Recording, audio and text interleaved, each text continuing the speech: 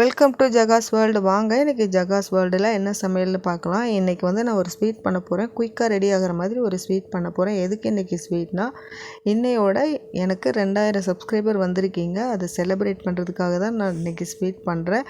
எல்லாருக்கும் ரொம்ப ரொம்ப ரொம்ப ரொம்ப தேங்க்ஸ். என்னை வந்து நம்பி 2000 பேர் சப்ஸ்கிரைப் பண்ணி பார்த்துட்ருக்கீங்கன்னு நினைக்கும் போது ரொம்ப சந்தோஷமாக இருக்குது. இதே மாதிரி எனக்கு எப்போவுமே சப்போர்ட் பண்ணுங்கள். நான் நல்ல நல்ல வீடியோஸாக உங்களுக்காக போடுறேன். இனி வர வீடியோஸ்லாம் கண்டிப்பாக நல்லதாக ஒர்த்துள்ளதாக தான் இருக்கும். இதே மாதிரி எனக்கு எப்பவும் சப்போர்ட் பண்ணுங்கள். புதுசாக யாராவது பார்த்தீங்கன்னா நீங்களும் சப்ஸ்கிரைப் பண்ணிக்கோங்க. வாங்க நம்ம இந்த ஸ்வீட் எப்படி பண்ணலான்னு பார்க்கலாம். இதுக்கு 1 கப் சேமியா எடுத்திருக்கேன். நான் 2 ஸ்பூன் நெய் போட்டு சேமியாவை நல்லா கரிஞ்சிடாமல் மீடியம் ஃப்ளேமில் வறுத்துக்கோங்க.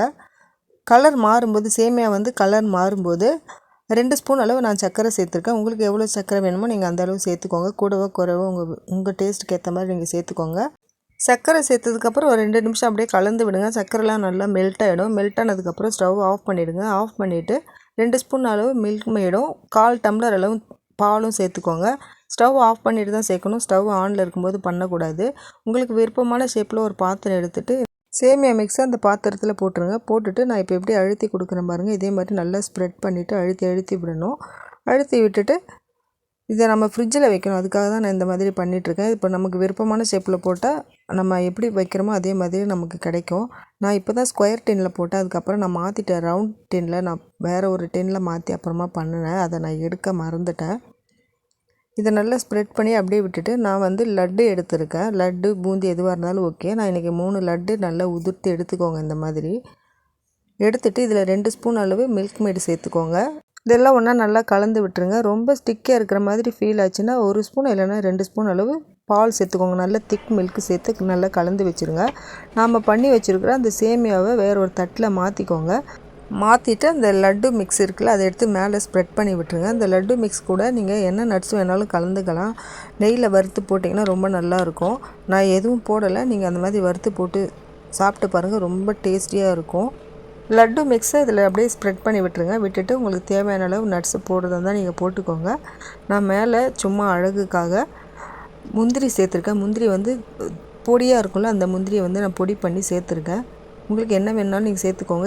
வெள்ளை எள்ளு சேர்த்திங்கனாலும் ரொம்ப நல்லாயிருக்கும். இதை உடனே அப்படியே சாப்பிட்றத விட ஃப்ரிட்ஜில் வச்சு சாப்பிட்டா தான் ரொம்ப நல்லாயிருக்கும். அந்த சேமியா வந்து எப்படி இருக்குன்னா, 3/4 பாகம் வந்து அந்த மில்க் மேட்லேயும் பால்லேயும் நல்லா ஊறி இருக்கும். அதை சாப்பிடும்போது நல்லா மென்று சாப்பிட்ற மாதிரி இருக்கும். எல்லாமே நல்லா ஊறி இல்லாமல் நல்லா மென்று சாப்பிட்ற மாதிரி ரொம்ப நல்லாயிருக்கும். கூட நட்ஸோடு சேர்த்து சாப்பிடும்போது இன்னும் ரொம்ப டேஸ்டியாக இருக்கும்.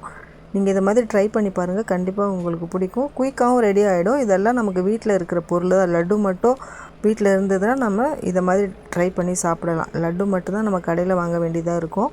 மற்றபடி மீதியெல்லாம் நம்மளுக்கு வீட்டில் இருக்கிற பொருளே தான். ரொம்ப குயிக்காகவும் முடிஞ்சிடும். இந்த ரெசிபி நீங்கள் ட்ரை பண்ணி பார்த்துட்டு எப்படி இருக்குன்னு எனக்கு கமெண்ட்ஸில் சொல்லுங்கள். நான் திரும்பவும் சொல்கிறேன், எனக்கு 2000 சப்ஸ்கிரைப் பண்ணி பார்த்துட்ருக்கீங்க. அதுக்காக ரொம்ப ரொம்ப ரொம்ப ரொம்ப தேங்க்ஸ். இதே மாதிரி எனக்கு எப்போவுமே சப்போர்ட் பண்ணுங்கள். நான் இன்னும் வர வீடியோஸில் நல்ல சமையலாக உங்களுக்காக நான் கண்டிப்பாக போடுறேன்.